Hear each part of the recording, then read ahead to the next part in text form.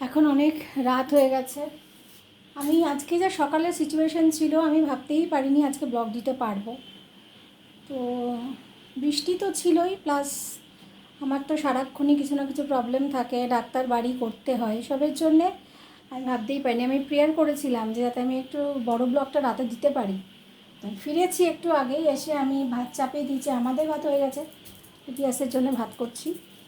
তো যেহেতু আমি একটা মেয়ে, অনেক সমস্যা থাকে, আর কোনো কোনো সময় মনে হয় যে হয়তো একটা ভাই বোন থাকলে ভালো হতো, একটুখানি দায়িত্ব তো দেওয়া যেত। পুরো দায়িত্ব ঘাড়ে নিয়ে বসে থাকা খুব প্রবলেমের। যাই হোক, দুদিকেই আমি একা, ওদিকেও আমি একা, এদিকেও আমি একা। এমন অনেক সিচুয়েশান হয় যে ব্লগ দেওয়া দিতে পারবো কি না, রিলস বানাতে পারবো কি না, একটা সমস্যা থাকে। আমার তো প্রচণ্ড বিজি শিডিউল থাকে। প্রভু যিশুর কথা শুনেছে আর আমি ব্লগ দিতে পারছি, তার জন্য ঈশ্বরকে অনেক ধন্যবাদ প্রথমেই। আচ্ছা, যেটা শুরু করেছিলাম সেটা হচ্ছে যে বিয়াসের শিলিগুড়ি গার্লসে তো পরীক্ষা দিতে হয়েছে। পরীক্ষায় শিলিগুড়ি গার্লসে চান্স পেয়ে 5-এ ঢুকে গেছে। তারপরে বহুবার আমার ইচ্ছে হয়েছে যে গোপাল স্যারের কাছে গিয়ে বলি যে আপনি তো বলেছিলেন শিলিগুড়ি গার্লসে হবে না, অন্য কোনো স্কুলে দিন শিলিগুড়ির, বাট হয়ে গেছে। কিন্তু না, সত্যি কথা বলিনি, কোনো দিন বলিনি, কারণ বিয়াসের বাবা বলতে দেয়নি, বলে ছেড়ে দাও না, চান্স পেয়ে গেছে আবার কি। তাহলে গোপাল স্যারের সেই প্রেডিকশনটা ভুল। আচ্ছা, এবারে মনীষা মিস পরিষ্কার বলেছিল ওইটুকু বয়সে, তখন বিয়াস কোথায় পড়ে, 1 to 4 মনীষার কাছে পড়েছে। তো মনীষা মিস তখন বলেছিল যে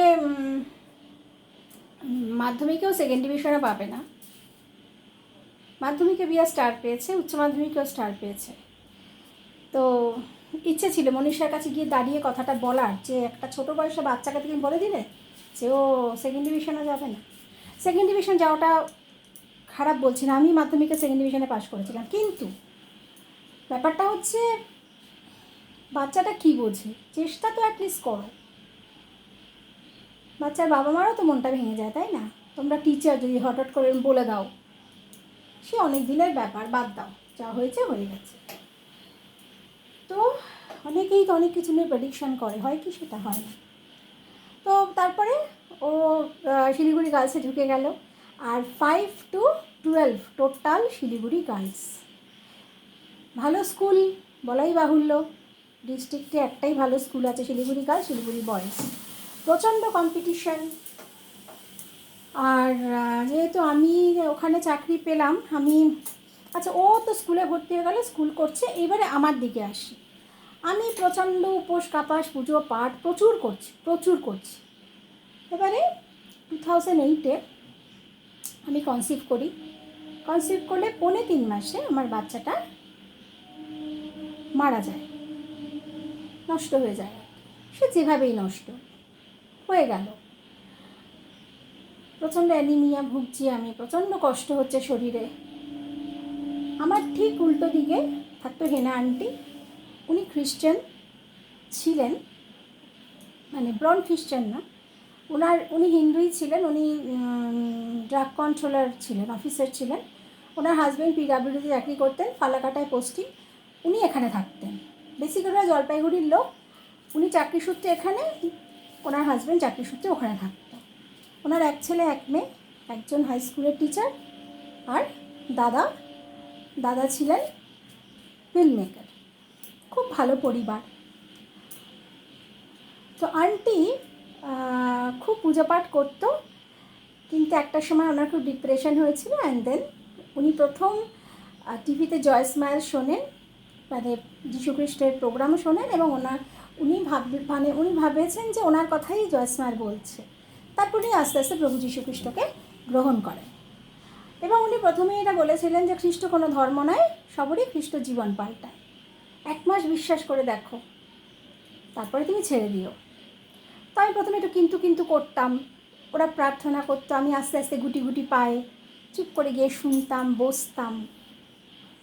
উনি আমাকে বাইবেল দিল, দিদি, আমি আন্টি নয়, আমি আন্টি বলা উচিত, সবাই হেনাদি বলতো, আমিও হেনাদি বলতাম।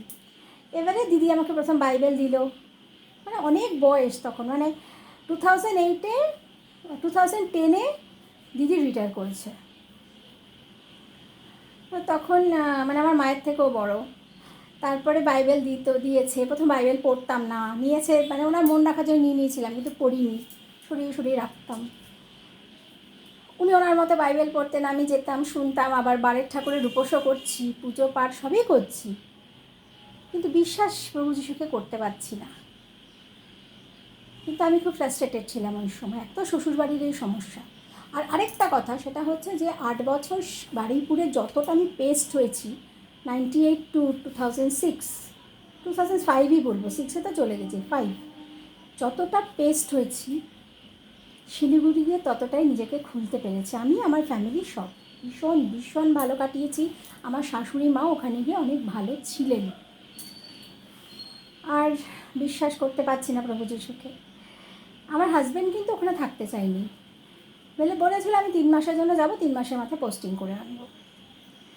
কিন্তু ওই যে বললাম, কোথাও গিয়ে ঈশ্বর কাজ করেছে আমার জীবনে, আর আমি বিশ্বাস করেছিলাম। যখনই বিয়াসের আবার পোস্টিং হতো, কোনো না কোনোভাবে আমি খবর পেয়ে যেতাম, ওই বলতো, প্রার্থনা করতাম, পোস্টিংটা ক্যান্সেল হতো। ঠিক আছে, কার মারফত হতো? পিডাব্লিউডির মন্ত্রী তখন আমার পিসেমশাই, আমার বাবার খুড়তুতো বোনের হাজব্যান্ড ক্ষিতি গোস্বামী। তো ক্ষিতি গোস্বামী বলেছিল যে পোস্টিং তো 3 বছর অন্তর অন্তর হয়, তো সবাই বলেছিল যে সন্দীপ দত্তের পোস্টিংয়ের তো রেডি হয়ে গেছে। উনি বলেছিলেন আমার জামাই পাহাড়ে ভালো আছে, পাহাড়ে কাজকর্ম ভালো করছে, পাহাড় থেকে ওকে নামতে হবে না, ওখানেই কাজ করো। আর খুব সৎ অফিসার, তো সবাই সব অফিস ওকে চাইতো, ইভেন এখনও চায়। তো যাই হোক, আমি 13 বছর আরাম করে থেকে গেছি, প্রচণ্ড প্রেয়ার করেছি, বিশ্বাস করেছি, স্টিল টুডে আমি বিশ্বাস করি প্রভু যিশুকে, তোমরা সবাই জানো। তো তখন দিদির সাথে আমি মায়েদের মিটিংয়ে গেছি, ওদের একটা ওমেন্স ফেলোশিপ হয়, বিয়াসও গেছে, সানডে চার্চ গেছি, স্যাটারডে করে ফাস্টিং প্রার্থনা হচ্ছে, মানে উপোস করে প্রার্থনা করছি, আমার মেয়েও করছে, সব সময় বিয়াস আমার সাথে। তো আমি এগুলো করছি, খুব বিশ্বাস করেছি, কারণ বাইবেলে আছে বিশ্বাস করে মহিমা দেখিতে পাইবে, এবং এটা সত্যি হয়েছে। আমার অত টেরার শাশুড়ি একদম অন্য জগতের মানুষ হয়ে গেছিলেন আমার প্রার্থনা, কারণ ওনার ভেতরটা তো ঈশ্বর ছিল, ওনার ভেতরটা তো ভালো ছিল। ঈশ্বর তো তোমার অন্তর দেখবে, তুমি বাইরে কার দ্বারা প্রভাবিত হলে সেটা দেখবে না, ভেতর। আমি আরেকটা কথা শিখেছি যে শত্রুর জন্য আমরা কিন্তু প্রার্থনা করি, জানো তো, তাতে যে আমাকে সহ্য করতে পারে না, যে আমার সর্বৈব খারাপ চায়, তারও ভালো হোক। এবং সত্যি কথা বলছি, আমি মানে ইন ফ্রন্ট অফ ক্যামেরা বলছি, যে আমাকে একেবারেই কোনোদিন সহ্য করতে পারেনি, স্টিল টুডে সে আমায় দেখতে পারে না, সহ্য করতে পারে না, আমি তারও ভালো চেয়েছি বলেই তারও ভালো হয়েছে, খুব ভালো আছে সে। আমি চাই সে ভালো থাকুক, খুব ভালো থাকুক, এবং তার সত্যিই অনেক ভালো হয়েছে।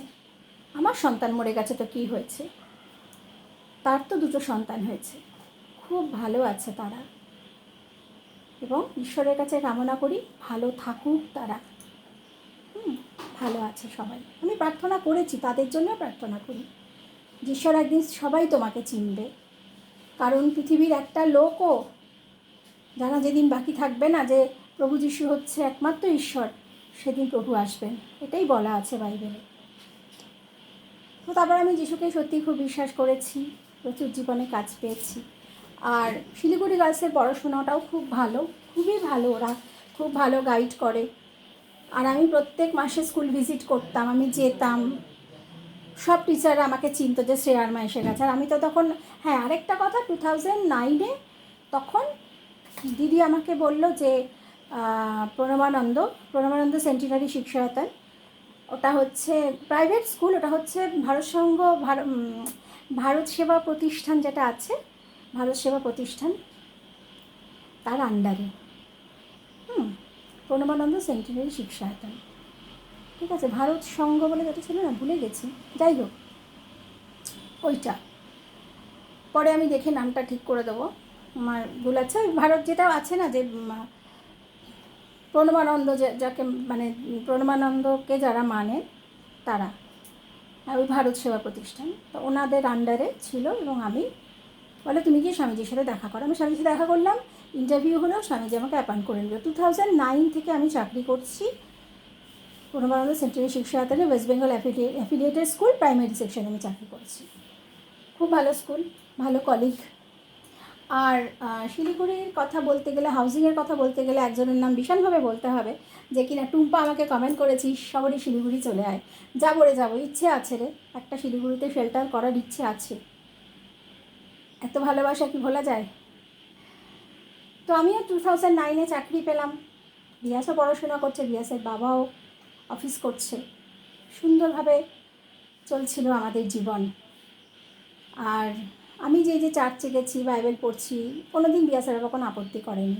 রিয়াসের বাবাও যেত, 25শে ডিসেম্বর যেত। আর ওখানে পাস্টার আঙ্কেল ছিলেন, পাস্টার শিশিরুড, পাস্টার মা ছিলেন, সবাই খুবই ভালো। আর খুব সুন্দর একটা পরিবেশে কিন্তু আমরা থেকেছি।